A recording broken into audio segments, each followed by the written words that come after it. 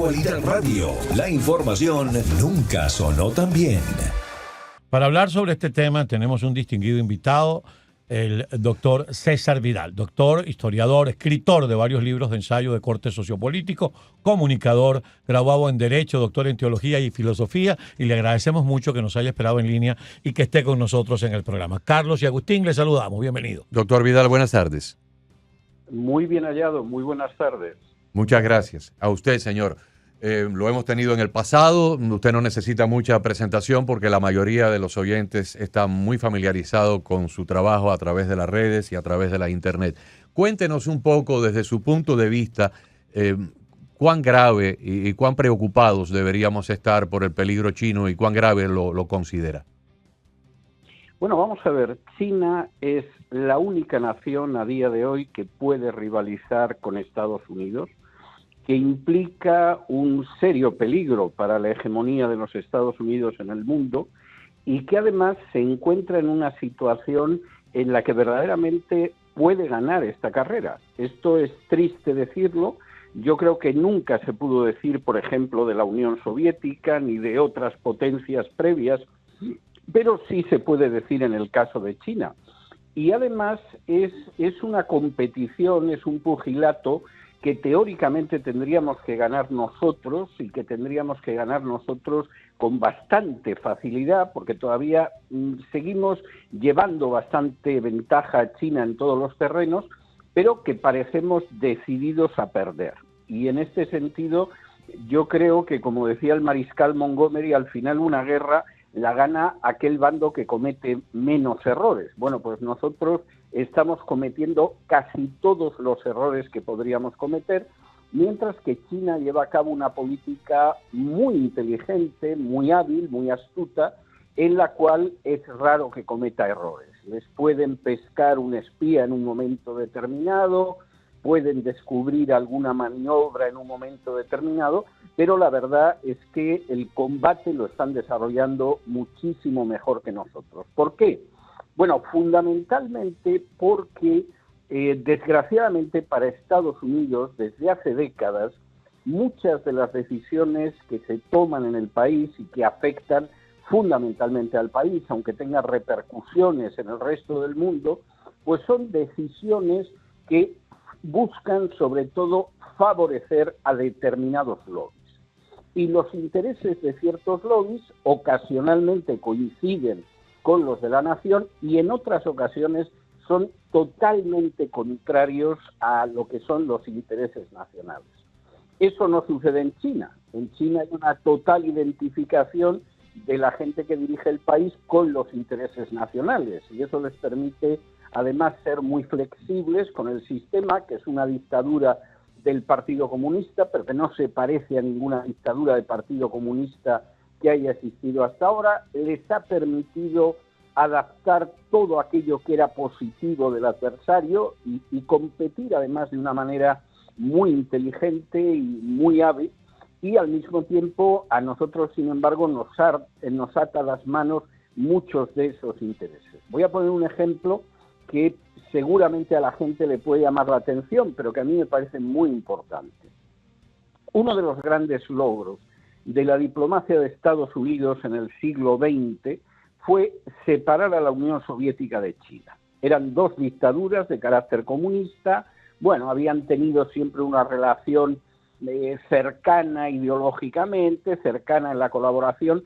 Posiblemente el logro más extraordinario de la administración Nixon es que consiguió abrir una cuña dentro de lo que era esa hermandad comunista entre China y la Unión Soviética, y esa división, esa cuña favoreció extraordinariamente a la política exterior americana porque no se enfrentaba con un frente unido que hubiera sido muy peligroso y quién sabe si invencible. Bien, desde la administración Obama y posteriormente con la administración Biden hemos hecho de la manera más estúpida y dañina exactamente todo lo contrario.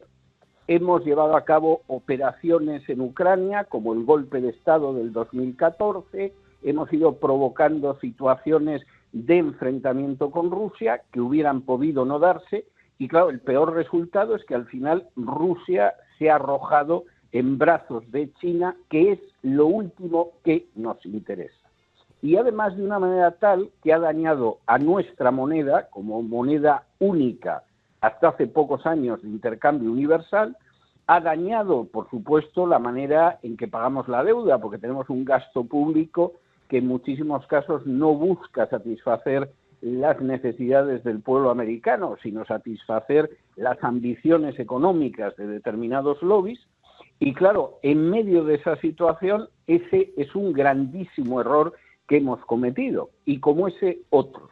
Bueno, pues China no comete errores. Podemos en algún momento atrapar a alguno de sus espías, desactivar alguna operación subterránea que, bueno, pueden poner en funcionamiento dentro de 10, de 15, 20 años cuando les sea conveniente, pero en términos generales ellos van llevando a cabo una política que es bastante más inteligente y además más barata. Y esta es otra de las cuestiones que a mí personalmente me causa un profundo dolor, porque la política americana está tan absolutamente enfeudada y atrapada y enjaulada dentro de los intereses de ciertos lobbies, que este país tiene gastos absolutamente injustificables para satisfacer a esos lobbies, y por el contrario hay otros gastos que tendría que abordar y que se desprecian porque no favorecen a determinados lobbies. Ese es un terrible error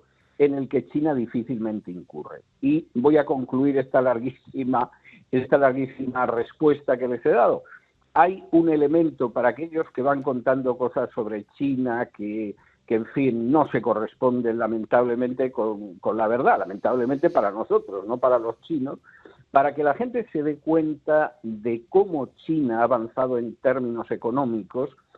China nos ha desplazado del primer lugar de potencia manufacturera del mundo desde hace más de 2 décadas. Estados Unidos, que ha sido durante décadas la primera potencia manufacturera del mundo, se ha visto desplazado por China, y nadie cree que podamos volver a recuperar ese puesto. No me he encontrado un solo economista en Europa o los Estados Unidos, especialmente en Washington, que es donde yo resido ahora la mayor parte del tiempo, que piense que tengamos la menor posibilidad de volver a recuperar ese puesto. Y déjeme que concluya con una anécdota. En la primera campaña presidencial de Donald Trump, en que él se enfrentaba con Hillary Clinton, en un momento determinado, él dijo que había viajado por China y que los aeropuertos, los ferrocarriles, las carreteras, las infraestructuras en general eran mejores, nos estaban pasando. Yo me imagino que habría gente que pensaría que Donald Trump estaba haciendo simplemente electoralismo y demagogia. Pero yo hacía 2 días que había regresado de China, de uno de los muchos viajes que he hecho, sobre todo en la última década. Y yo acababa de regresar de un aeropuerto chino y para volver a Miami tuve que hacer escala en Chicago, que no es un aeropuerto pequeño. Cuando yo llegué a Chicago de ese aeropuerto chino, la sensación que me dio era que Chicago era un pobre aeropuerto de pueblo, en comparación con el aeropuerto del que yo venía. Y cuando escuché a Trump, dije, bueno, este ha viajado por China, sabe de lo que está hablando, y aunque la gente se piense que está exagerando, pues evidentemente no exagera, está contando algo que ha visto, como yo he visto exactamente lo mismo. Esta es una batalla, insisto, que tendríamos que ganar, que tenemos medios para ganar, pero que llevamos años haciendo todo lo posible, no sé si por estupidez, por ceguera, por codicia, por qué, pero estamos haciendo todo lo posible para perderla. Doctor, ¿cómo ve esta imposición de tarifas arancelarias que en un momento parecía que era como una especie de perreta de alguien que se levantó por la mañana y no se gustó en el espejo y dijo 80%, 100%, 145% a los productos que vienen de China? Pero a los pocos días, el Daily Mail y luego otros medios serios, incluyendo a Bloomberg, reportaron que en China comenzaron a cerrar fábricas, comenzaron a despedir a cientos de miles o a millones de trabajadores. Algunos de ellos les dejaron hasta un mes de sueldo sin pagar y la gente se tiró a las calles y habían algunos que amenazaban con prenderle fuego a las fábricas y otros se pretendían suicidar, no por cuestiones políticas, sino por una situación de que de pronto no tenían trabajo y al mismo tiempo estas noticias indicaban que en los puertos marítimos habían millones de contenedores que no se estaban embarcando porque simplemente había habido un colapso de las exportaciones producto de las tarifas arancelarias. ¿Considera de que esto es parte de una estrategia de Donald Trump para colocar a China quizás con la única herramienta que los Estados Unidos la pueda arrinconar, que es el comercio internacional, llevarla a un debilitamiento? Bueno, yo creo que es lo que ha pretendido el presidente Trump. El problema es si esa medida es viable o no es viable. Porque si yo ahora mismo repaso mi vestuario, que es un vestuario de americano medio, es decir, ni me regalan la ropa en una iglesia, pero tampoco visto con modelos caros. O sea, el americano medio que se viste y se calza en este país desde hace muchos años, la inmensa mayoría de las prendas que yo compro, que son asequibles y son prendas que son accesibles para la clase media, incluso para la clase baja, son prendas fabricadas en China. Si tenemos la intención de que efectivamente zapatos, camisas, ropa interior, pantalones, abrigos, etcétera, de pronto los va a sustituir la producción americana, pues la idea como tal me parece buena. El problema es que en la práctica eso es imposible. No tenemos fábricas desde hace muchísimo tiempo que puedan producir a un coste tan económico como el de China. La gente en este país no compra por ejemplo, los pantalones Levi's Strauss de toda la vida fabricados en China porque tenga especial simpatía por China. Lo hace porque efectivamente las fábricas se han trasladado allí. Los dueños de Levi Strauss pues ganan más dinero con las fábricas allí, y si de pronto intentáramos traernos esas fábricas aquí, aquí es donde se produciría la revolución, porque nos encontraríamos con que la ropa, el calzado y muchas otras cosas efectivamente no serían asequibles, experimentarían una subida de precios tremenda. Pero luego hay otras materias primas que lamentablemente no las tenemos. Estados Unidos se autoabastece y exporta petróleo, algo que en los años 70, por ejemplo, era imposible. Estados Unidos se autoabastece y es exportador neto de gas, algo que también era imposible hace medio siglo. Pero, por ejemplo, no tenemos tierras raras.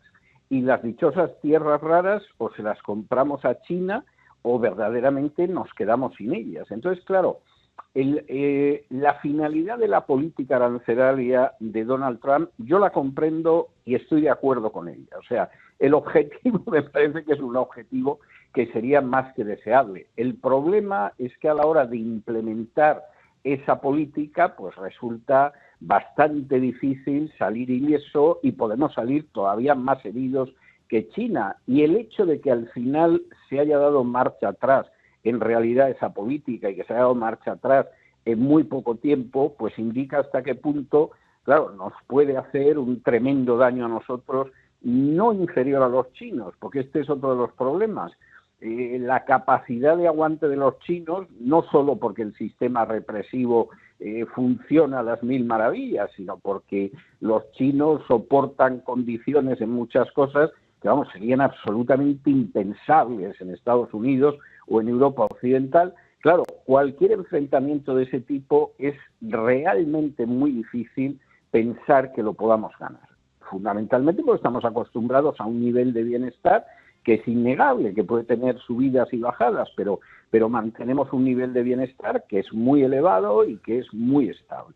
Y China, en ese sentido, tiene una capacidad de aguante que lamentablemente no es la nuestra. Pero es que además, insisto, hay multitud de artículos que nosotros los mantenemos a un precio muy barato y a un precio muy asequible porque los fabrica China o los fabrica Vietnam.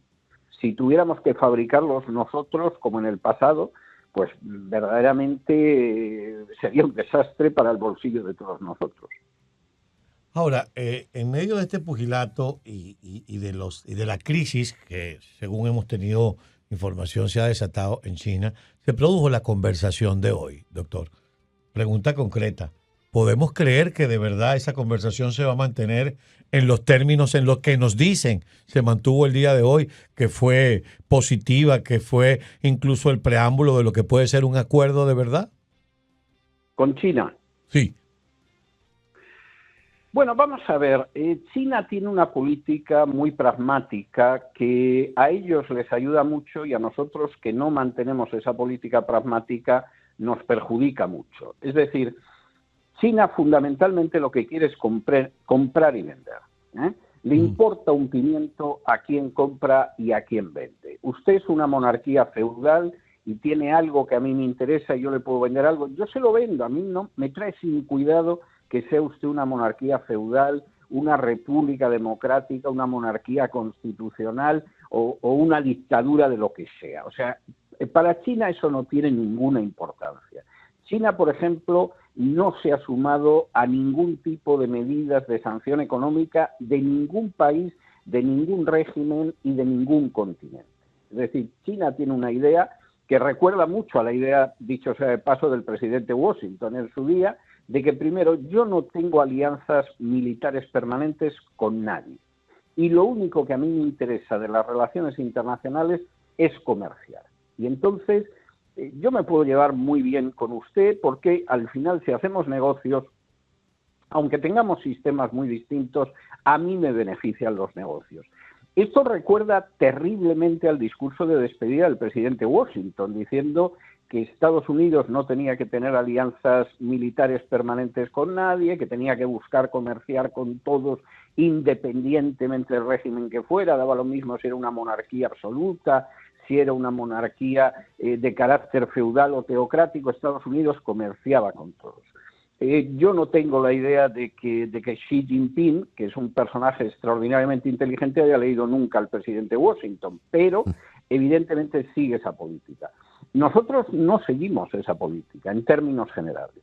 Y entonces eso nos ocasiona problemas, y porque en un momento determinado incluso intentamos llegar a un acuerdo, pero luego terminamos dando marcha atrás porque consideramos que no es coherente con una visión política concreta, etcétera. Entonces sí, claro, cualquier tipo de acuerdo en el que China se sienta beneficiada lo va a respetar, porque es verdad que sí respetan los acuerdos. Y porque se siente beneficiada. Claro, si a la vuelta de 2 años el acuerdo le perjudica por algo, pues denunciará el acuerdo y el acuerdo se acabó. O sea, eso también es obvio. Pero sí, lo de hoy es absolutamente verosímil porque encaja con la política exterior china. Hay que recordar que el gran político chino del siglo XX, que no es Mao Zedong vence en la Revolución China, implanta una dictadura comunista, etcétera.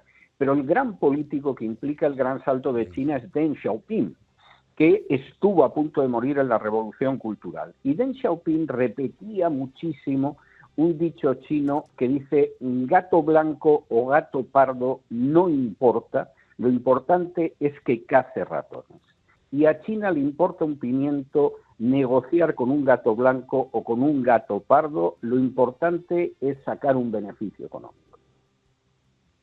Doctor, pasemos a un poco hacia Europa, un poco la atención hacia el conflicto europeo entre Rusia y Ucrania. Esta semana vimos algo verdaderamente histórico en el campo militar. Nunca antes un país había utilizado artefactos de fabricación prácticamente casera, de muy poca inversión, para destruir una cantidad enorme de arsenal aéreo y reducir la capacidad de bombardeo estratégico de una superpotencia en un 30 o un 35%, como lo que hizo Ucrania con los drones en una operación de inteligencia brillante. Ayer el presidente Trump conversó por teléfono durante 1 hora con Vladimir Putin, y en esa conversación lo más trascendente, cuando yo leí los análisis que tanto salían de la Casa Blanca como del Kremlin, es que Putin le dijo a Trump que el ataque de represalia o la respuesta la iba a dar Rusia a su debido tiempo. Hoy hay una persona que para mí tiene un peso extraordinario en la política americana. Primero fue analista de inteligencia, luego pasó a ser la directora del Consejo de Seguridad de la Casa Blanca con Bush hijo, y posteriormente fue secretaria de Estado, Condoleezza Rice. Y Condoleezza Rice ha dicho dos cosas interesantes, que Vladimir Putin está desesperado porque le han dado un golpe bajo muy contundente, pero que ahora es más peligroso que nunca. Y advirtió de que inclusive si Ucrania continuara desatando este tipo de operaciones de castigo como la de ayer de dinamitar las columnas de sustentación del puente de Crimea y otras que pudieran ocurrir en el futuro próximo, Putin pudiera inclusive utilizar armas tácticas nucleares contra Ucrania. ¿Cómo lo ve usted? Bueno, vamos a ver, Condoleezza Rice tiene la ventaja de que es de los poquísimos políticos americanos de primera fila que sabe ruso. Es decir, parece mentira que esto sea así. Se supone que tendríamos que tener un montón de políticos que supieran ruso, igual que en Rusia o en China hay un montón de políticos que conocen el inglés, pero con esa idea tan etnocéntrica que tenemos en ocasiones, pues Condoleezza Rice era una excepción porque había estudiado en el college, había estudiado precisamente ruso y efectivamente tiene un conocimiento de Rusia que yo diría que es notablemente superior a la media de la gente que habla en este país sobre Rusia, que yo a veces lo oigo y no sé si ponerme a llorar o ponerme a reír porque dicen auténticos disparates. Se lo digo sinceramente, yo sigo los medios rusos a diario, desde hace décadas, y entonces tengo que oír cosas que me quedo absolutamente pasmado. Entonces, vamos a ver. Este ataque de Ucrania, primero, Ucrania lo ha podido hacer porque contaba con la inteligencia de la OTAN. Es decir, Ucrania sin la inteligencia de la OTAN no llega ni a la vuelta de la esquina. Ucrania ha perdido más de 600.000 hombres en esta guerra. Hay quien habla de muchísimos más, y eso a pesar del armamento, del respaldo que ha tenido. Es decir, no ha habido una sola batalla en esta guerra que haya ganado Ucrania. Y la última ofensiva de Kursk ha terminado en un desastre de dimensiones casi bíblicas. Es decir, Ucrania, sin tener detrás a la OTAN y sin tener la inteligencia, sobre todo de Estados Unidos y de Gran Bretaña, tendría que rendirse hoy antes de que den las 8 de la noche. O sea, esta es la primera cuestión y no nos engañemos. O sea, pasa igual que cuando se voló el Nord Stream 2, que todos sabemos que fue por orden directa de Biden y luego íbamos contando que habían sido unos comandos ucranianos. Eso no se corresponde en absoluto con la verdad.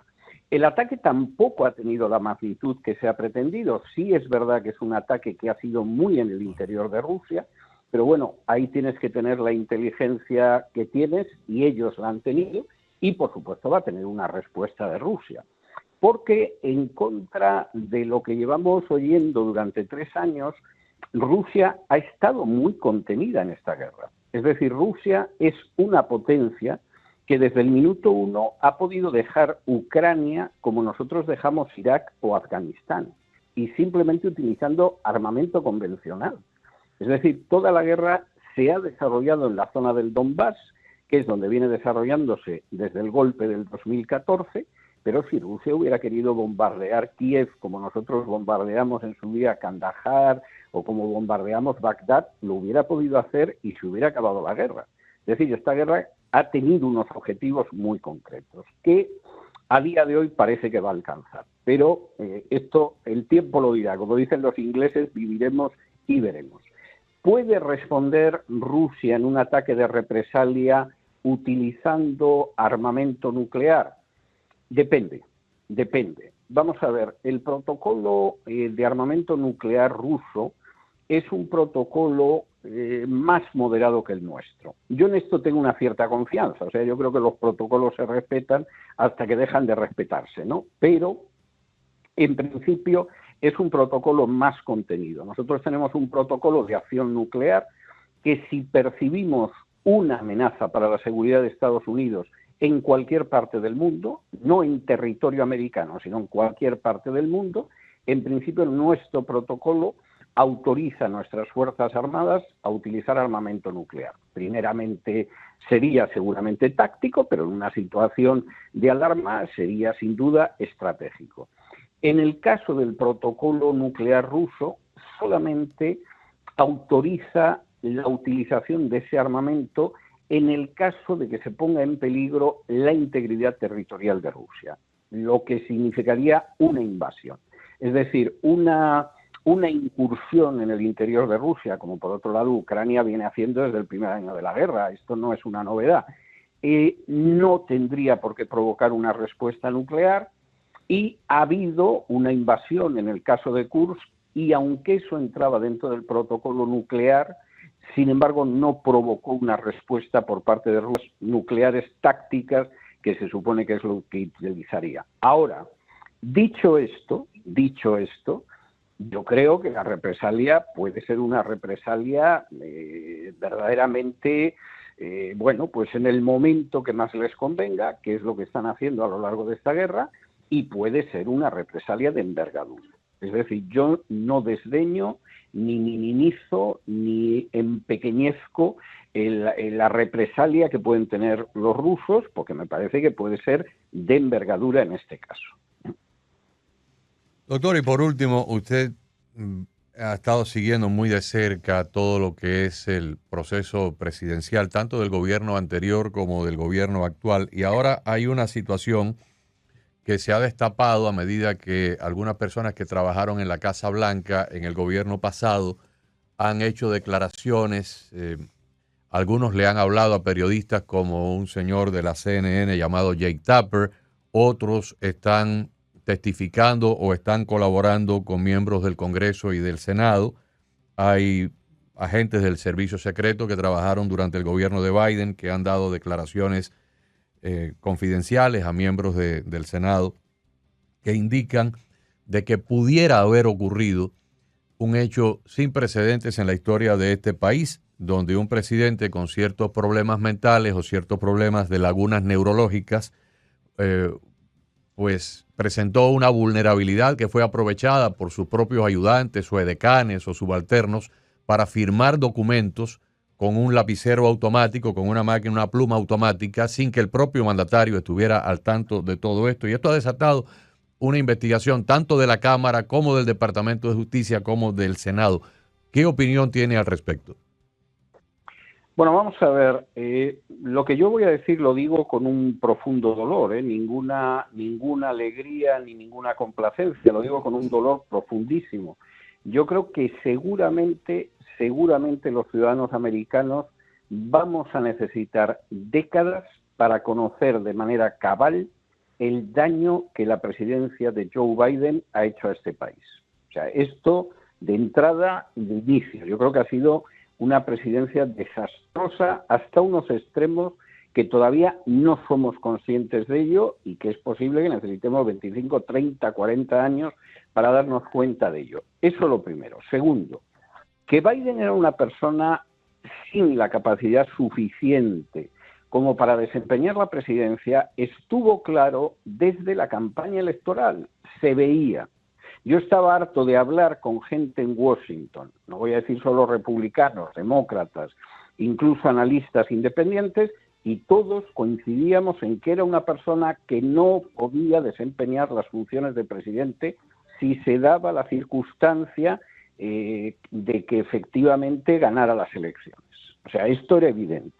Y entonces nos pasamos 4 años apuntando a lo que era evidente, porque hasta el propio psiquiatra de la Casa Blanca lo dijo a los pocos meses de que Biden llegara a la Casa Blanca, y cada vez que apuntábamos a esto aparecían los fact-checkers para decirnos que estábamos mintiendo, que exagerábamos, que no era cierto y que el presidente estaba como una rosa, lo cual, pues, hombre, a mí personalmente me provocaba un pesar tremendo, porque yo tenía ocasión en Washington de ver lo que era la situación y era decir, hombre, no me pretenda usted negar lo que se ve y lo que se nota de sobra y el inmenso peligro que esto significa.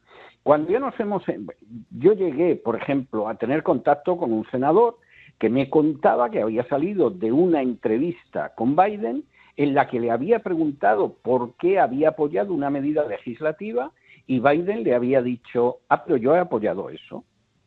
Y claro, ya se puede usted imaginar la cara que tenía el senador, que estaba blanco como el papel, y la cara que se me debió de quedar también a mí. Pero claro, alguien firmaba. O sea, ahora sabemos que salvo una de las firmas, todas las firmas se hacían automáticamente, pero alguien lo hacía. Y evidentemente la gente, porque supuestamente esto es una camarilla que ha estado sustituyendo al presidente durante 4 años, es gente que tiene que rendir cuentas de lo que ha hecho, porque la política que han seguido en términos generales, aunque luego la hayan vendido relativamente bien a la opinión pública americana, eso es otra cosa. Una cosa es la realidad y otra cosa es lo que se acaba vendiendo, y eso lo sabe cualquier vendedor de lavadoras o de televisores. Bueno, pues esa política ha sido muy dañina. Doctor, nada más que le tomo un segundo para intercalar algo ahí que... dos cosas, una que ya ocurrió hace mucho tiempo y otra que acaba de ocurrir esta semana. La que ocurrió hace mucho tiempo, cuando Kevin McCarthy era presidente de la Cámara de Representantes, dijo que se reunió un día con el presidente Biden para tratar temas legislativos de Estado y que él le hacía una pregunta a Biden y Biden no lo miraba, sino que miraba la pantalla de una tableta que tenía en la mesa. Sí. Y esperaba como 4 o 5 segundos para poder responder. Y lo que respondía, sin mirar los ojos del señor McCarthy, era que estaba leyendo lo que aparentemente alguien desde otra habitación que tenía un micrófono oculto, o mejor dicho, el micrófono estaba donde estaba Biden y la otra persona tenía unos auriculares o unos audífonos, escuchaba el contexto de la conversación y le escribía a Biden la respuesta que él leía y le tenía que dar a McCarthy. Eso es una cosa... Bueno, lo ha dicho el propio McCarthy. Y lo que ocurrió esta semana es que un agente del Servicio Secreto del Cuerpo de Protección Presidencial le ha dicho al senador Josh Hawley que Biden en múltiples ocasiones entró al closet del dormitorio presidencial, que parece que es un closet más o menos del tamaño de una habitación grande, con anaqueles y con repisa y cosas, y se perdía dentro del closet y tenía necesidad de que lo auxiliaran para poder salir de ahí. Bueno, a mí eso me parece verosímil, o sea, yo no puedo lógicamente confirmar la afirmación porque nunca estuve en el closet del presidente. No, ni entramos nosotros tampoco. Ni entramos porque después hay que salir. Pero me parece verosímil, o sea, a mí eso me parece muy creíble. Me parece muy creíble y me parece muy verosímil porque he tenido ocasión de ver al presidente Biden a no mucha distancia y efectivamente ver que era una persona que estaba totalmente ida, estaba en otro lugar. Y por el contrario, he tenido ocasión de ver a esta gente, en fin, empezando por Hillary Clinton y siguiendo por el presidente Trump, etcétera, etcétera, y desde luego no daban esa impresión ni de lejos. Se piense lo que se piense de cualquiera de ellos. Ahora, le pregunto a usted, que es un hombre de mucho estudio, de mucha cultura, ¿estaría usted dispuesto a comprar el libro que va a publicar la señora Karine Jean-Pierre, que hasta hace poco era demócrata, dejó de serlo y ahora va a hablar de una Casa Blanca fallida? ¿Podría resultar interesante leer eso? Puede que el libro resulte interesante. El problema es que yo ya estoy en una etapa de mi vida y con unos años que ya solo me permito los amores buenos, las comidas buenas y los libros buenos. Y los buenos libros. Y la época de catar todo, a ver cómo es, a mí ya se me pasó hace tiempo. O sea, lo más seguro es que no lea el libro, salvo que alguien que me merezca mucho respeto me diga, sí, léelo, que merece la pena las horas que vas a emplear. Lo más seguro es que no llegue a leer. Mire, yo estaría encantado de comprárselo y regalárselo, pero creo que sería una pérdida de tiempo tanto para usted como para mí. Lo más que le puedo decir es que cuando el libro salga, nos van a bombardear los que sí lo van a leer, van a ser los presentadores de las grandes cadenas y los comentaristas de los grandes periódicos, sí lo van a leer, y aunque estemos escondidos debajo de una piedra, inexorablemente nos van a salpicar con los comentarios de los párrafos más significativos de este libro, que esta mujer pues estaba ahí metida dentro de este mundo, de este rollo, inmersa en todas esas conversaciones, cuando el señor, si es que es cierto, se perdía dentro del closet y tenían que ir a rescatarlo porque no sabía por dónde salir. Ella lo vio, y si lo cuenta, si se anima a contarlo, porque ganaría millones de dólares con la venta de ese libro, aunque usted, Carlos, y los oyentes o yo estemos debajo de una cueva, nos vamos a enterar. Así es.